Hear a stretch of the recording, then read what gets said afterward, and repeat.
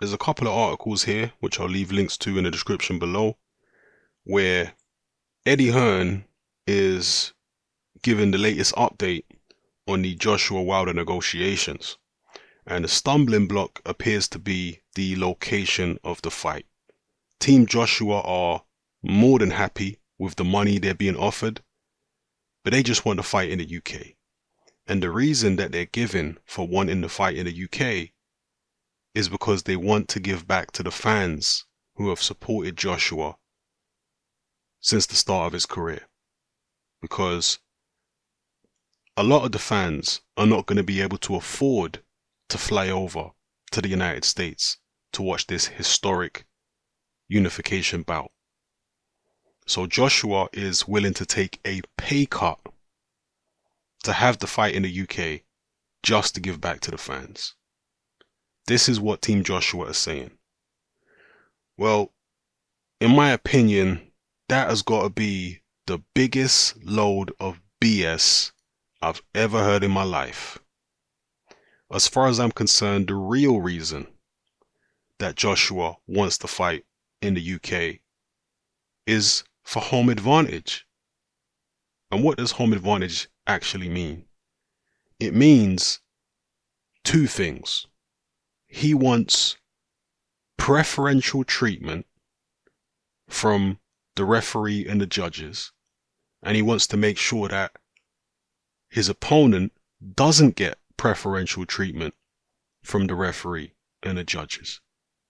It's what it means.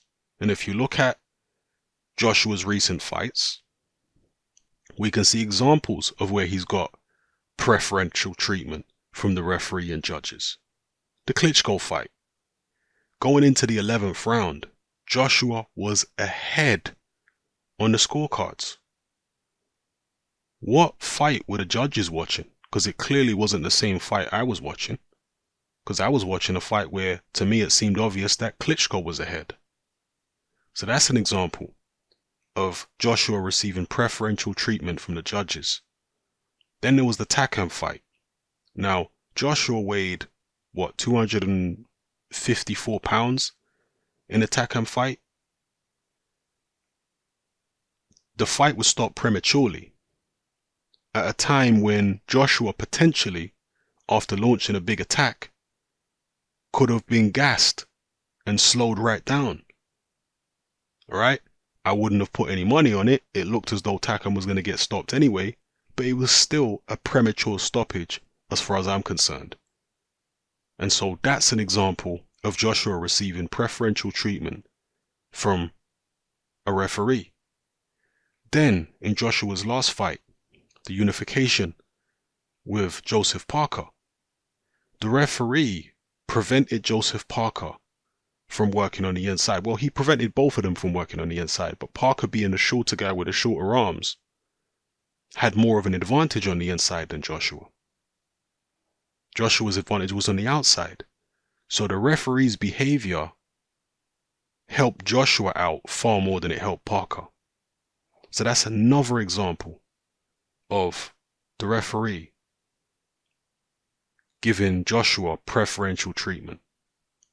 And this is what Joshua's fighting for at the negotiating table. This is what it's really all about. This is why he wants home advantage. But at the same time, this is also why Wilder wants home advantage, because Wilder wants to fight in the US. He don't want to fight in the UK. We saw what happened in that Luis Ortiz fight when Deontay Wilder was badly hurt at the end of one of the rounds. And at the start of the next round, inexplicably, Wilder had to be checked out by the doctor for some unknown reason. And it gave him valuable time to recover. What was that all about? We know what that was all about. It was about Wilder being the hometown, well, not hometown, but home country, being in the US, and Ortiz being a foreign Cuban citizen, and obviously Wilder being the A-side. So it was about Wilder getting preferential treatment, basically, as the house fighter against Luis Ortiz. That's what it was about. And this is what the two parties are fighting for at the negotiating table. Home advantage so they can get preferential treatment from the officials, and so that they can make sure that the opponent doesn't get preferential treatment. So they can go into the ring in a calm and secure frame of mind, knowing that the ref and the judges are not going to pull any funny business on them, and if they are going to pull any funny business, it's going to be on the opponent, which is to their advantage. Now, one thing we know for certain is that Joshua and Eddie Hearn are happy with the money they're being offered. Hearn says here, does that mean we won't go to America? Not necessarily, but it's not going to be driven by whether he can make 35 million, 45 million, or 50 million in America. This is where Joshua's been doing things. This is where he's been building, blah, blah, blah. So they're happy with the money they're being offered. We don't know exactly what the money is they're being offered right now. We know about the initial take it or leave it, one time only, 24-hour offer that they came out with several weeks ago. But that offer expired. That was some joke offer. It wasn't serious. Okay? Because you don't make a serious offer for a fight of this magnitude and put a 24-hour time limit on it. You just don't do that. So what their motivation was for that offer, I can only speculate on. Maybe they were hoping Joshua would accept it and therefore, unwittingly agree to a contract which was very much weighted in Wilder's favor, other than financially. Perhaps they were looking to catch Joshua out in that regard. Perhaps it was just a publicity stunt. Perhaps it was just a way of getting the public back on Wilder's side. Who knows what it was? All I know is legitimate offers don't have 24-hour time limits attached to them for fights of this magnitude. They're just not done like that. And then after that, turning down the opportunity to meet Eddie Hearn twice for a sit down. Nonsense. So all that stuff was foolishness. But since then, these new round of negotiations, they are legitimate. So what Joshua's being offered at the moment, 35, 45, 50 million, I don't know. Maybe he's being offered 50 million now, but at least now he's being able to look at contracts. At least now he's not being forced to agree to something without seeing some paperwork, without knowing the terms, you see? Because before, he wasn't allowed to know any of the terms in the 24-hour take it or leave it deal. But in this round of negotiations, Hearn has asked several questions, and those questions have been answered. So now he is able to know about the terms, which is why they've come out and said they're happy with the money. The issue is where the fight is going to be. Both guys want home advantage. And this shows that both guys and both teams are very worried about losing this fight. If they were supremely confident that their man could do a job on the other guy, then they'd go and fight in the other guy's backyard. But the fact they both want home advantage shows that both parties and both fighters see this as an extremely risky fight. And none of the parties are supremely confident of winning. Clearly.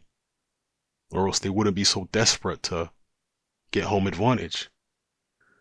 And one thing which nobody seems to be talking about is how much is Deontay Wilder gonna get fighting Anthony Joshua in the US? Is he gonna take a pay cut for securing home advantage? We don't know, because I haven't heard any official figures come out about how much Deontay Wilder is supposed to be getting if he fights Joshua in the US. Is he gonna get a guaranteed purse and then pay-per-view on top of it? Or is his purse going to be almost entirely made up of pay-per-view? For example, in the Ward-Kovalev rematch, Kovalev did not have a guaranteed purse. His purse was almost entirely based upon pay-per-view, so he really didn't know what he was making until after the fight. Is that the situation with Wilder? Or is he being offered a guaranteed amount with pay-per-view on top? We don't know. So we don't know if he's sacrificing anything to get home advantage, the way Joshua seems to want to sacrifice to get home advantage. What we do know is that Deontay Wilder was willing to fight Povetkin in Russia for $5 million. But he wasn't willing to fight Joshua in the UK for $12 million. He turned down a $12 million offer to fight Joshua in the UK. We know this for a fact. Is he going to get more than 12 million fighting Joshua in the US? We do not know. Until some actual figures come out, and one of the good things in America, if the fight was to take place in America, is they publish the purses. Very often anyway. So then we might find out what Wilder's actually getting fighting Joshua in the US. Is there an issue with being a 1 or 2 fight deal? We don't know that either. There are so many things we don't know. And again, Wilder's purse is one of the things that we literally know nothing about. We know he turned down 12 million to fight Joshua in the UK. How much is he willing to fight Joshua in the US for? Who knows? I hope that we get a resolution to this so we can just get the fight on. And I'll be happy when that happens. I'll be happy when someone gets knocked out clean and decisively, so that we can move on from this whole nonsense surrounding this fight. I get frustrated in situations like this where you get back and forth between the fans for month in, month out. It frustrates me as a boxing fan. I'd rather the fighters just get in the ring and then nobody has to argue about who they think is better. Nobody has to argue about who they think is scared. In the ring, the truth is revealed, and that's all I want to see. You know, may the best man win. If Wilder wins, great. If Joshua wins, great. I don't care. I like watching both of them. You know, so we'll see what happens here, people. Drop your comments in the comment section below. Maybe you take issue with something I've said here. Maybe you think it's not about the location. I think at this point in time, clearly both camps are open to having the fight, but it has to be in their respective countries. Yeah, they haven't also talked about the date, not publicly. They haven't been talking about the date, as far as I'm aware. There's rumors that it's the back end of this year, 2018. You know, December, November. I've been hearing it around them kind of times, which would potentially leave the door open to either man having a voluntary defense in the meantime, or even a mandatory defense in the meantime. But with such money on the line, would they even allow it? Would the other party allow the other guy to make a mandatory? Because what if he loses? Then this massive payday goes down the toilet, right? And also, I've mentioned this in previous videos, Joshua still hasn't re-signed with Eddie Hearn. Is that a factor in all of this? Is Joshua having second thoughts about re-signing with Hearn? Has he received better offers from elsewhere? Is he thinking about going solo? Is he thinking about doing a Mayweather at this point in his career and cutting Hearn loose? Who knows, man? Who knows? But all I know is that he hasn't signed an extension on his contract yet. You know, Hearn keeps talking about Joshua signing, but he ain't signed yet. So maybe that's something that we have to take into account. Anyway, let me know how you feel about this situation in the comment section below. Hopefully, God, I hope to God that we get an announcement in the next few weeks that a fight has been signed. I hope to God. Just so we can get an undisputed champion and all the speculation and all the back and forth can end. I don't care about battling with this group of fans or that group of fans. That's not my main concern. My main concern is the fight happening. That's why I want to see the actual fight. I'm a boxing fan. Yeah. This is why I don't do back and forth beefs with other YouTube channels. Because I'm not interested in that. To me, that's corny. I'm interested in the boxers fighting, not two people who are not professional boxers arguing on their YouTube channels. That's corny. Yeah? That's not what I'm interested in. I don't even watch other YouTube boxing channels beefing, because there are so many YouTube boxing channels that have had beef over the years. I don't watch their beefs. I don't care about it. It's not interesting to me. I watch boxers' beefs because they're going to fight. Hopefully. Anyway, let me know how you feel, people. It's happening. I'm out.